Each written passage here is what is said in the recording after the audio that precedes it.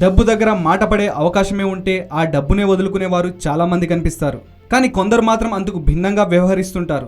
డబ్బు విషయంలో వచ్చే విమర్శల్ని పట్టించుకోకుండా వాదన వినిపించేవారు కొందరుంటారు. చేతిలో నుంచి పైసలు పోవటాన్ని ఏమాత్రం ఇష్టపడని తీరు వారిలో కనిపిస్తుంది. తాజాగా సానియా వ్యవహారం చూస్తే ఇదే తీరులో ఉందని చెప్పాలి. తెలంగాణ ప్రభుత్వం బ్రాండ్ అంబాసిడర్గా ఇచ్చిన కోటి మీద సేవా పన్ను చెల్లించాలంటూ సర్వీస్ ట్యాక్స్ ప్రిన్సిపల్ కమిషనర్ సమన్లు జారీ చేసింది. ₹1,00,00,000 మీద 14.5% సేవా పన్నును కట్టాలన్నది సేవా ట్యాక్స్ వారి వాదన. దీనికి సానియా మాత్రం నో అంటే నో అనేస్తుంది. ఈ ఇష్యూ మీద అధికారులు సానియాకు నోటీసులు ఇవ్వడం, ఆ విషయం మీడియాలో రావడం తెలిసిందే. తాజాగా అధికారులకు తన పిఏ ద్వారా సమాధానం ఇచ్చిన సానియా తాను సర్వీస్ ట్యాక్స్ చెల్లించాల్సిన అవసరం లేదని చెప్పారు. తెలంగాణ ప్రభుత్వం తనకు శిక్షణ ప్రోత్సాహకంగా ₹1,00,00,000 ఇచ్చిందే కానీ బ్రాండ్ అంబాసిడర్గా ఇవ్వలేదని, ప్రోత్సాహకాలకు పన్ను ఉండదంటూ తన వాదనను వినిపించింది.